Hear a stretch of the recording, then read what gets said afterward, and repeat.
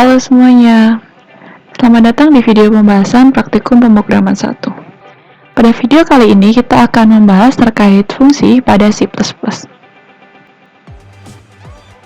Dalam C++, suatu program merupakan kumpulan dari fungsi-fungsi, baik itu yang didefinisikan secara langsung dalam program maupun yang disimpan dalam suatu file header.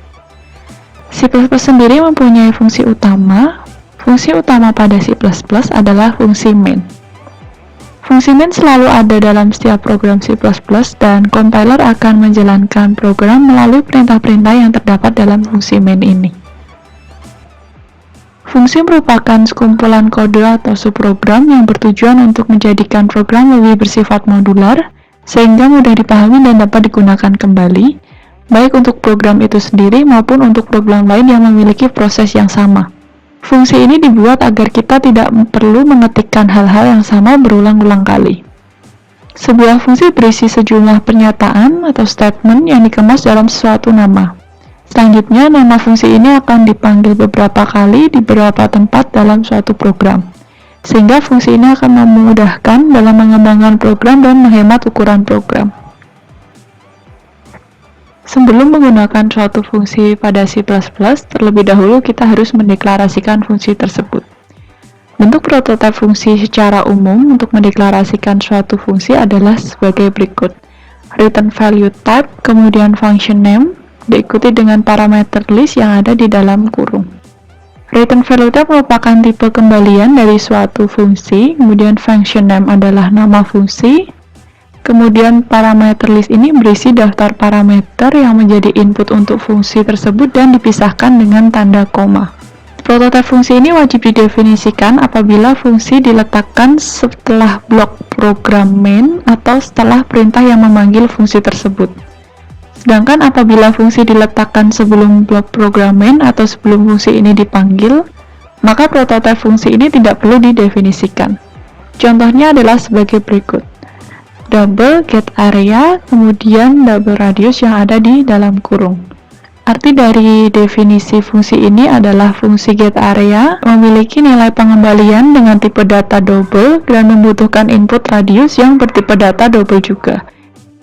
Selain tipe data double, tipe data yang dideklarasikan bisa apapun seperti integer, string, boolean, dan lain sebagainya. Selanjutnya kita perlu mendefinisikan fungsi tersebut, yaitu mengisikan statement atau perintah-perintah yang akan dijalankan apabila fungsi tersebut dipanggil beserta output yang dikembalikan dari fungsi tersebut. Bentuk umum untuk mendefinisikan suatu fungsi adalah seperti berikut ini. Yang pertama ada return value type, kemudian diikuti dengan function name, kemudian dalam kurung terdapat parameter list, kemudian kurung awal, dan diikuti dengan function body. Return value type merupakan tipe kembalian dari fungsi, kemudian function name merupakan nama fungsi, kemudian parameter list berisi daftar parameter yang menjadi input untuk fungsi tersebut dan dipisahkan dengan koma. Perlu diketahui, apabila suatu fungsi mempunyai nilai kembalian, maka return value type-nya merupakan sebuah tipe data nilai kembalian tersebut. Sedangkan apabila suatu fungsi tidak mempunyai nilai kembalian, maka return value type-nya adalah void. Selanjutnya, dalam kurung awal ini kita definisikan function body yang berisi statement atau perintah-perintah yang akan dijalankan beserta output yang dikembalikan dari suatu fungsi. Contohnya sebagai berikut. Misal terdapat suatu fungsi get area, di sini kita mendefinisikannya dengan double get area. Kemudian untuk parameter listnya kita isi dengan double radius. Kemudian untuk function body-nya kita definisikan return p dikali radius dikali radius. Jadi arti dari sintaks ini, yang pertama kita mempunyai fungsi get area yang memiliki nilai pengembalian dengan tipe data double. Kemudian fungsi get area ini membutuhkan input radius yang bertipe data double. Selanjutnya dari fungsi ini akan mengembalikan nilai yang merupakan hasil perkalian dari pi dikali radius dan radius. Selanjutnya kita akan membahas terkait dengan fungsi tanpa kembalian atau void.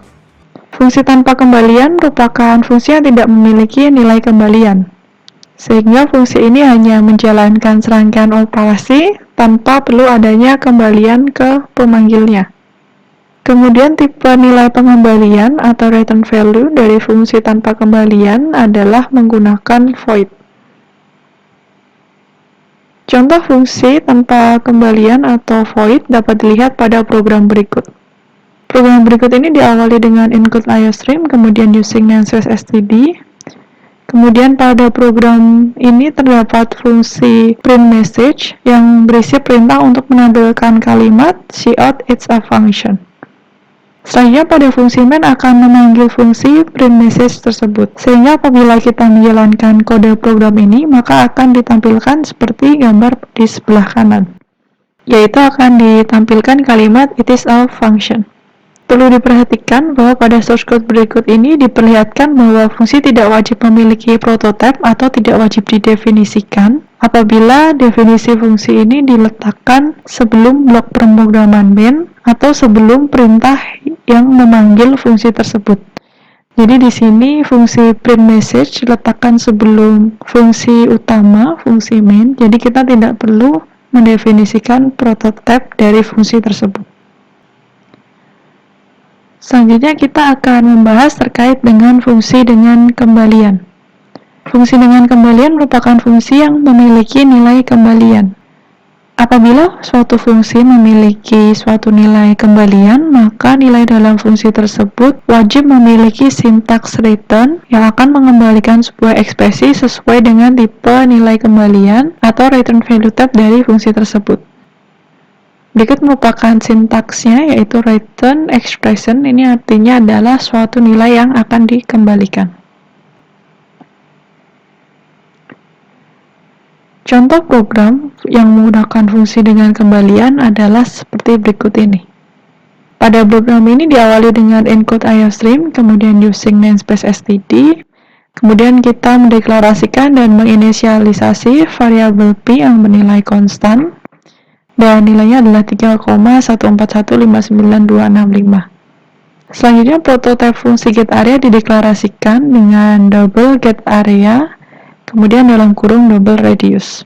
Artinya fungsi getArea ini memiliki nilai pengembalian dengan tipe data double dan membutuhkan input radius yang bertipe data double juga.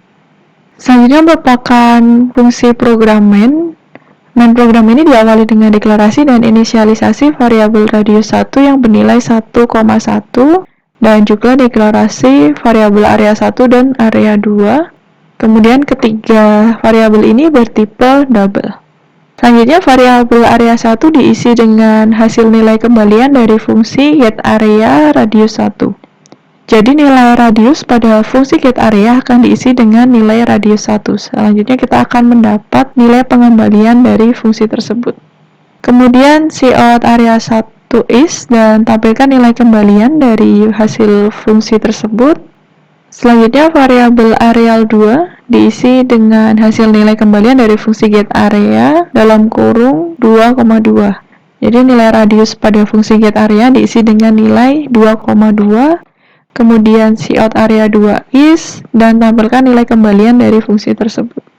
Selanjutnya kita dapat juga menggabungkan cout dan pemanggilan fungsi getArea menjadi satu baris kode saja, seperti baris program selanjutnya, yaitu cout area 3 is, kemudian memanggil fungsi getArea 3,3 dan diakhiri dengan nl.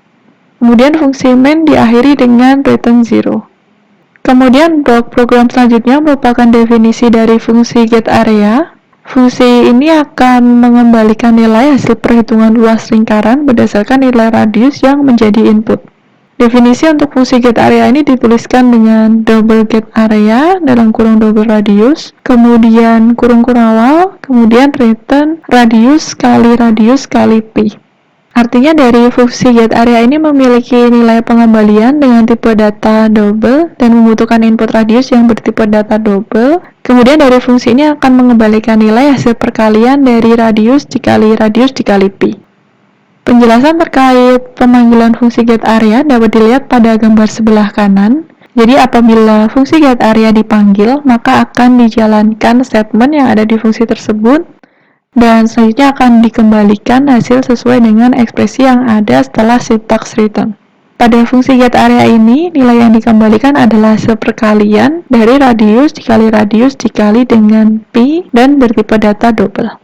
Kemudian apabila kita menjalankan program berikut, maka akan ditampilkan output seperti yang ada di sebelah kanan. Jadi hasil perhitungan area 1 adalah 3,63, area 2 14,52, dan area 3 32,67. Dan perhitungan luas ini sesuai dengan radius yang diinputkan pada fungsi getArea. Selanjutnya kita akan membahas terkait penggunaan parameter pada suatu fungsi. Terdapat dua cara agar parameter dapat diberikan kepada suatu fungsi, yaitu dengan pass by value, yang kedua dengan pass by reference. Kita akan membahasnya secara lebih detail pada slide berikutnya. Yang pertama kita akan membahas terkait dengan pass by value. Di dalam pass by value, variabel yang dijadikan parameter pada saat pemanggilan fungsi tidak terubah nilainya. Parameter yang berada di dalam fungsi adalah suatu salinan atau kopi nilai dari nilai yang diberikan pada pemanggil fungsi tersebut. Untuk lebih jelasnya, kita akan melihat contoh program yang menggunakan parameter pass by value. Pada program berikut ini diawali dengan include IOStream, kemudian using namespace std. Selanjutnya prototipe fungsi inc atau increase akan dideklarasikan dengan integer inc kemudian integer number. Artinya suatu fungsi inc ini memiliki nilai pengembalian dengan tipe data integer dan membutuhkan input number yang bertipe data integer juga. Definisi dari fungsi inc ini dituliskan pada blok program yang paling bawah. Jadi fungsi ini akan mengembalikan nilai input number yang ditambah dengan 1. Definisi fungsi inc ini dituliskan dengan integer inc, kemudian dalam kurung integer number. Jadi integer number ini merupakan input yang bertipe data integer, kemudian fungsi inc ini memiliki nilai pengembalian dengan tipe data integer juga.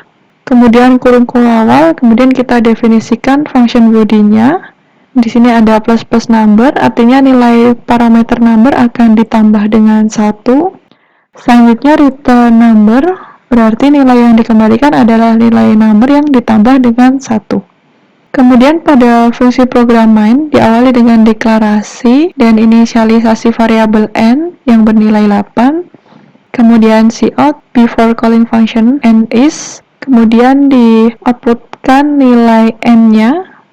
Selanjutnya kita deklarasikan variabel result dan isi nilainya dengan hasil nilai kembalian dari fungsi incn, di mana n sebelumnya bernilai 8. Setelah itu, tampilkan cout after calling function n is dan tampilkan nilai n. Pada gambar sebelah kanan akan dilihat output dari program ini. Jadi before calling function n is 8, kemudian after calling function n is tetap bernilai 8. Selanjutnya tampilkan result is, kemudian hasil dari variabel result. Pada gambar sebelah kanan dapat dilihat outputnya result is 9. Jadi dari program ini dapat disimpulkan bahwa nilai n-nya tidak berubah, yaitu tetap bernilai 8, baik sebelum maupun setelah pemanggilan fungsi inc. Selanjutnya kita akan membahas terkait dengan pass by reference. Jadi di dalam pass by reference ini variabel yang dijadikan parameter pada saat pemanggilan fungsi akan ikut terubah nilainya. Yang membedakan dengan pass by value adalah mendefinisikan parameter pada fungsi tersebut. Jadi untuk pass by reference akan menggunakan tanda reference atau tanda dan yang diletakkan sebelum nama variabel. Kemudian ketika program dijalankan, maka nilai variabel akan ikut terubah setelah pemanggilan fungsi tersebut. Untuk lebih jelasnya, kita akan melihat contoh program yang menggunakan parameter pass by reference. Program berikut ini hampir serupa dengan program yang sebelumnya, yang berbeda hanya pada definisi parameter number yang menggunakan tanda reference atau dan. Jadi baik ketika mendeklarasikan fungsi maupun ketika mendefinisikan fungsi menggunakan dan sebelum nama variabelnya. Kemudian apabila fungsi inc ini dipanggil atau dieksekusi, maka nilai variabel n ini akan ikut terubah setelah pemanggilan fungsi. Pada gambar sebelah kanan dapat dilihat output dari program tersebut. Jadi before calling function n is 8, kemudian after calling function n akan berubah menjadi 9. Artinya nilai n ini ikut berubah setelah pemanggilan fungsi inc. Pada awalnya bernilai 8, kemudian berubah jadi 9. Jadi apabila menggunakan pass by reference ini, maka variabel yang dijadikan parameter pada saat pemanggilan suatu fungsi akan ikut terubah nilainya.